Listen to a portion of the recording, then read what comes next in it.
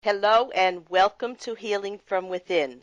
I am your host, Sheryl Glick, author of The Living Spirit, Answers for Healing and Infinite Love, a tale of spiritual awakening, healing energies, miracles, and ways to find your true self, which is always worthy of love and infinite possibilities for success. Today I am most delighted to welcome Barbara Jaffe, author of When Will I Be Good Enough? The book is about helping replacement children understand and accept their own challenge journeys, and Barbara reveals her own difficult childhood as a replacement child for a brother who had died. I have, as an intuitive healer and medium, shared so many sorrows and suffering with clients who have lost children, but have never discussed the topic of a replacement child and the confused and hurtful messages they must often receive from parents who have been traumatized by the loss of a child and are looking for a way and for hope for healing their marriages and family with the addition of another child. Hello, Barbara, and thank you for joining us on Healing from Within today. Thank you so much, Cheryl, for having me on your program. Right, and I hope today's show will also help parents, all parents, remind them that often the compassion and the comparison and expectations we have for our children and the competition that we sometimes set up for them uh, can create an inability of the child to love and trust themselves, and this can lead to a lifetime of self-doubt and conflict. So, Barbara, as listeners of this show well know, my guests and I share intimate stories which offer a view of the universal laws of energy, which, when understood and utilized, help us merge our spiritual and physical lives to create beautiful, fulfilling lives of joy and happiness despite the hardships of our childhood traumas and wounds. In today's episode of Healing from Within, Barbara Jaffe, who is an English professor and current fellow in UCLA's Department of Education and was honored as Outstanding Woman of the Year and Distinguished Teacher of the Year, will share her journey and difficulties as a replacement child, many of whom are often thought of, either by themselves or others, as less than by comparison to the lost child. We will hopefully remind ourselves how important it is to embrace and love each child just as they are and to guide them through any challenges with the support of the complete family. Barbara, I always love to ask my guests to think back to their childhood and remember a person, place, event, or goal that was important to them. For I feel the seeds for our development and life path and life journey are already present at the beginning. Nothing is random, not even the circumstances of our family dynamics. So everything is right for our destiny and our soul journey. So think back for a minute. Yes, that's so beautifully said, and I so agree with you. I think one of the most important people in my life was a person I never actually met, and that was the brother who was born before me and who died before I was born. And because of his untimely and very sad death, I was born. And while I never knew him, I felt his presence around me. In the pictures around the house, we were not allowed to talk about him or ask questions about him to my mother, but he certainly was an entity. And I do feel that he has been on this journey with me, and while I am so sad that he had to pass away, I feel that he has strengthened me and empowered me and given me a lot of encouragement on my own life's journey. Absolutely. And you know, we do have a plan before we come. And his plan was exactly the way it was. Maybe because he could help the family or you to do something that would in turn pass it on or pass it forward, because nothing is left to sheer design. There is no random pattern to any one of our lives, and we're all interconnected, And I, as a medium, know we have a time to come and a time to go, and nothing is ever lost because they in spirit continue with us in learning and sharing and loving. And while not in a body, their energies are all around and participating on a multidimensional level of life. So it was as it was meant to be. And I know we always wish loved ones to be here, but it may not be in their best interest or ours for that to happen. So whatever happens is right. All Yes, right. I absolutely agree with you. All right. But for our audience, what is a replacement child? And have you always defined yourself in this way? Okay, so a replacement child is literally a child who is born to replace, even though of course we can't replace another human being, to replace the child in that family. So in general, parents have decided to have X amount of children, their family is complete, and then tragically something happens, and they decide to have another child. In the case of my parents, I had an older brother. I have an older brother, and then Jeffrey was born as the second child. And when he died, they were encouraged to have another child immediately. In fact, when my mother, during her grief period, the doctor came over to her and tried to literally slap her on the face to snap her out of her grief. How tragic and horrible. Yeah. And Mm-hmm. and then she, a few months later, was pregnant with me. She wanted to give my brother a sibling. But interestingly, I never really felt that I was the replacement child. I never looked at myself as that, but intuitively I felt less than. I felt that I had to do things a lot more than another person for the same amount of energy. My most important mission was to make my mother happy and to make sure she noticed me, and she never really came out of the huge grief that she experienced. She had good days and days that were struggles. She suffered from depression. And of course, I felt that it was something that I did, when of course it had nothing really to do with me. It was her own processes.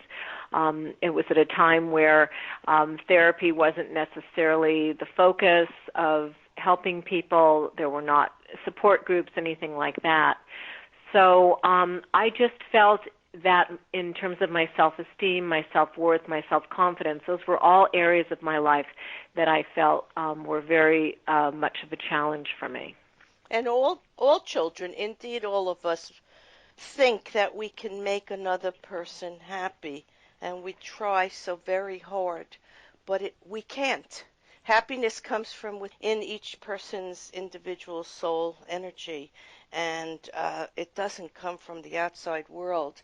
And the more people that know this, parents, teachers, and who help children to understand they weren't born or created to make another person happy.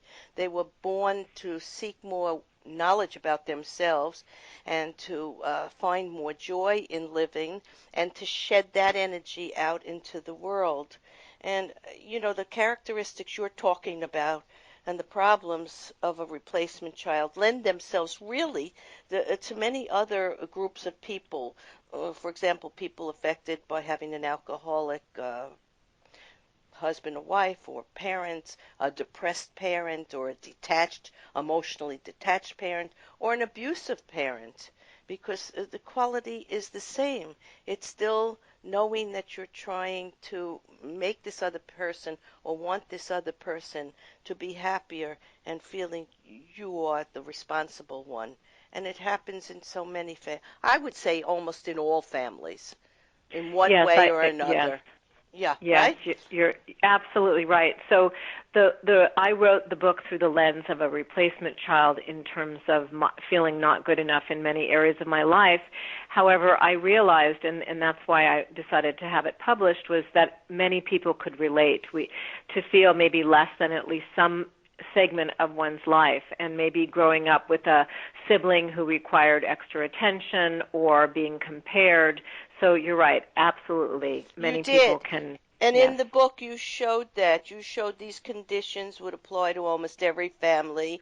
And in approaching our lives in a more spiritual way, instead of the societal training we have, and appreciating life not only by a materialistic lens, we can move past a lot of these psychosomatic, emotional, physical issues and addictions that our society is dealing with. And in my book, The Living Spirit, in regard to these thoughts you and I are talking about, I wrote, after realizing that my life was the result of my choices, as we are the result of a divine plan that we are born with, I have surrendered many of my illusionary fears and asked Spirit to direct and guide me towards the fulfillment of my life and spiritual purpose.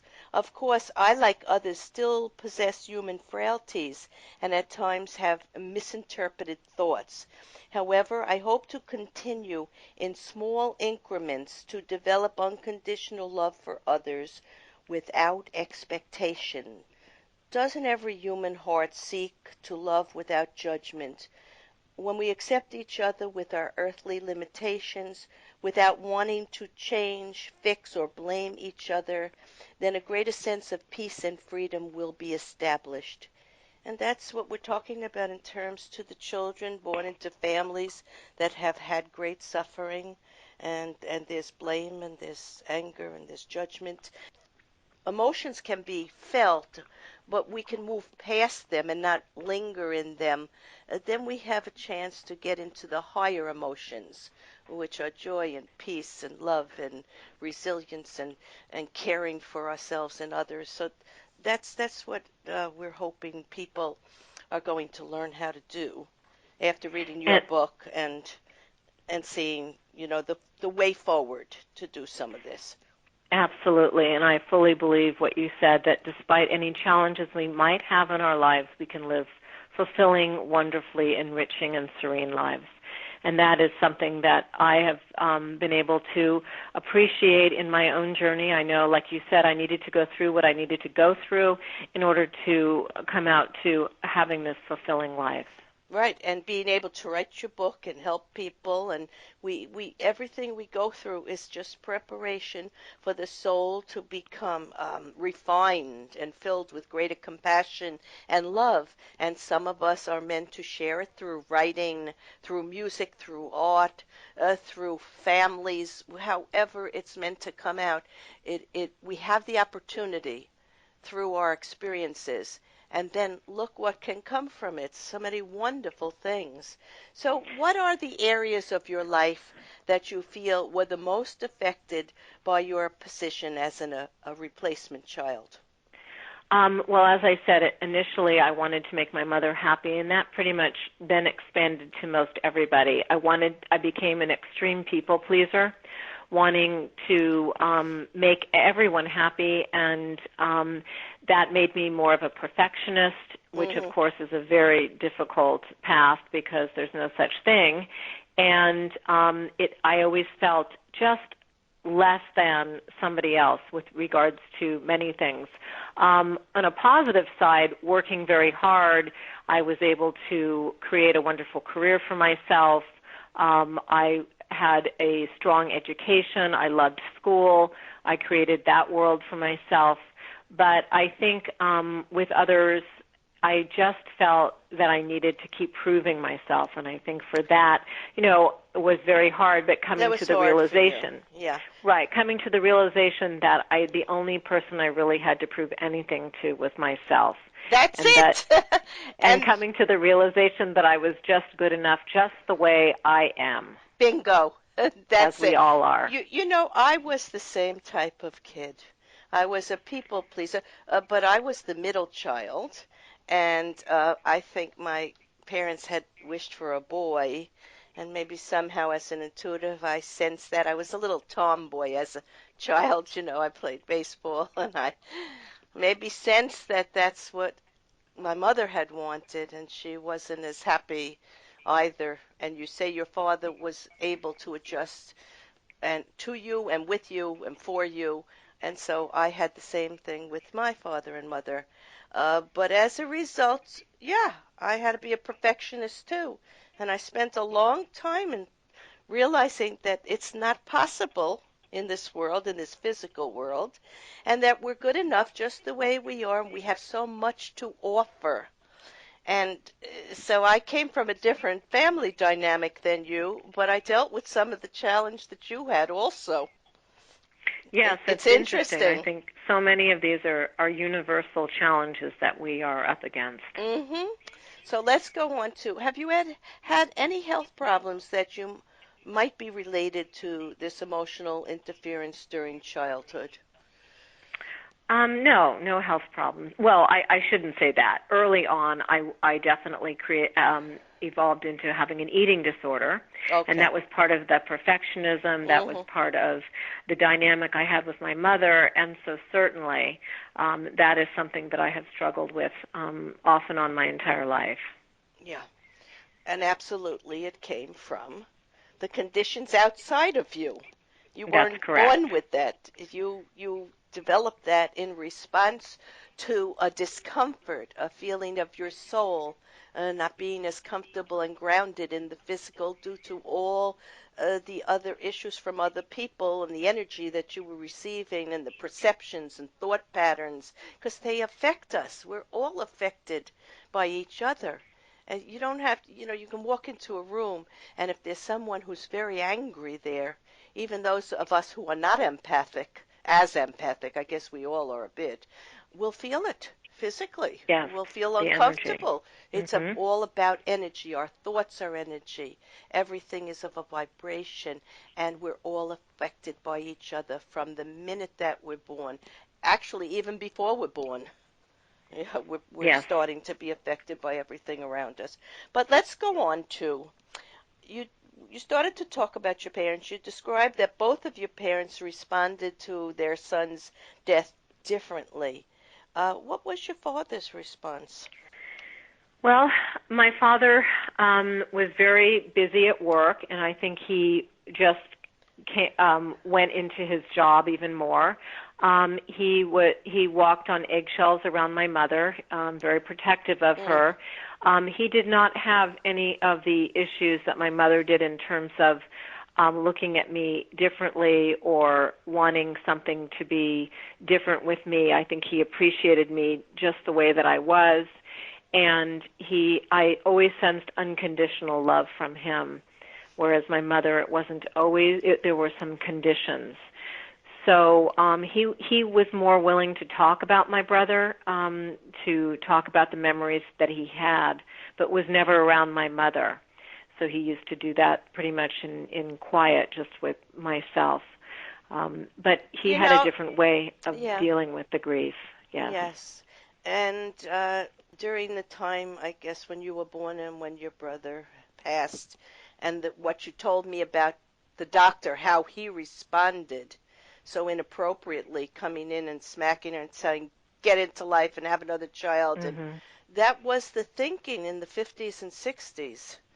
And it was really unrealistic and harsh not to be Harsh. allowed to feel our emotions, discuss our emotions, and share our emotions. And women were expected to live a different life at that time. Most of the women were not working, and the family was their whole, point of being. So your father, as you said, had his career, and your mother felt like a failure that she Yes, had lost a absolutely. child and couldn't Yes. keep her family together. And that, of course, is very archaic thinking, primitive, and it's good that it's changing now. And Yes. we're It's very sad. I have tremendous compassion for her to have yes, had to experience that. right. Well, the women of that time, my mother also Mhm. had to deal with. Well, yeah, we're seeing it now in these times too. There's still all these now. We're talking about sexual harassment and sexual abuse uh, and a lot of things women have been denied Yes. uh, in in advancing their career and their talents and their thoughts. So this started then when our parents, you know, were young, but we're still living. with a lot of the complications. But I feel and I sense that there's so much change and there is such an evolution going on now. And as we go along, it will get better and better. And just discussing these things leaves the possibilities for so much new creation in people's thinking and in the way people will live and share with each other. So I think that's wonderful that we're talking about all this. Do you feel that brothers and sisters of chronically ill siblings, as well as those in blended families, like stepsisters and brothers, can have similar issues to those of replacement children? And also, can a child born after the death of a sibling flourish despite his or her placement? Yes, I think that the issues that a replacement child has can be very similar to other children in families, as you said, blended or adopted, or having an ill sibling where the Hmm. parents are focused on that. Absolutely. But I also feel, as you said, that children that are replacement children, or any child really that has challenges growing up, can live a beautifully fulfilled life. And it's all about the journey and the communication. I think so much can happen when parents can talk to their children about what's going on. If my parents were able to talk to me about the passing of my brother and shared their feelings and explained how very hard it was, yet they did want to have me, and Hmm. and it would have gone a long way, I think, just for healing for my mother and for all of us. I think that would have made a huge difference, and that's why, like you said today, things are better. We are talking about issues, Yeah, and that's so that was a important. very secretive time.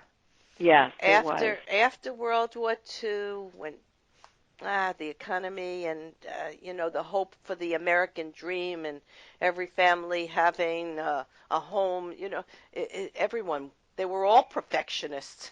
They were all Yes, and living in a and reality you're that right. couldn't be sustained. So that is changing. That is And growing definitely up, changing. it was important that we, not air any dirty laundry, Right. that we keep things to ourselves, and that can be very hard also. Yeah, that's yeah. I didn't do very well in that department because I'm sort of an open book. But yes, I grew up in a family exactly like that. So let's go on to what was your path of discovery? How did you, as you say it, put yourself back together? In other words, how did you persevere despite feeling less than? I think when I went away to college and I was on my own for the first time, I began my journey to seek answers and clarification and wholeness. And it was the time of the 70s, and I looked into a lot of different spiritual groups, a lot of therapy, a lot of introspection, a lot of writing, a lot of groups, and my own academic education allowed me to just begin to get answers and to see myself as the beautiful whole person that I was meant to be. So that, I think, had a lot to do with my journey forward. Yeah, and you wrote this. It sort of explains what you were just saying. Over the years, I spent countless hours reading self-help books. I had my own therapy with different therapists, two wonderful, caring individuals who guided me to my own realizations and breakthroughs. They also validated me and helped me work through my own insecurities. The voice of insecurity became more of a whisper of my inner strength of perseverance and determination to become whole again, become stronger. I was willing to examine the pieces of myself that were off, that made me uncomfortable, and the elements of my life that could make me happier and serene with diligence. And it's true, children lose bits and pieces of themselves or their little soul essence in encountering traumas, and we do have the ability as we mature to bring it back to ourselves, to gather it back to ourselves. So I want to thank you, Barbara Jaffe, author of When Will I Be Good Enough, for sharing your remarkable insights into a challenge of self-doubt and fear, of being less than perfect, whether being a replacement child or simply being a human being thrown into the complexity of life within the framework of constant emotional changes, challenges, and the expectations of so many perspectives from those people around us. And this is for all of us. To learn more about this topic, go to BarbaraAnnJaffe.com. In summarizing today's episode of Healing from Within, we have discussed one of the most challenging experiences a family and child may go through. That is the loss of a child and then replacement of that child with another child so the family might heal and go forward to create a new life. As a medium, I myself have experienced the pain of families, but I've also received the joyful messages of love, renewal, and afterlife from souls that convey that life goes on, learning goes on, and all experiences are neither good nor bad, just experiences that provide an energy of learning for our souls to advance in greater compassion and love. This knowledge has allowed me to allow, accept, and surrender to life's many challenges. And when I share this truth with those who feel pain or guilt or blame or sorrow or anger or disillusionment as a result of loss or tragedy, I often see the beautiful, peaceful look of light come on their face as they realize that nothing is lost and we can be blessed with this awareness and find peace and joy in life here and beyond. Barbara and I would have you know, beyond the shadow of a doubt, you were born with a magnificent, unique spirit and heart, and are one of a kind, and are indeed good enough from the beginning. So you only have to remind yourself of that on a daily basis and love the gift of your life. I am Sheryl Glick, host of Healing from Within, and invite you to visit my website, SherylGlick.com, to read about and listen to authors who delve into the mysteries of their own life challenges to find ways to encourage a more realistic approach to truth and a way of finding justice and the way to live with heart and soul reverence. Shows may also be heard on webtalkradio.net and dreamvision7radio.com. Thank you.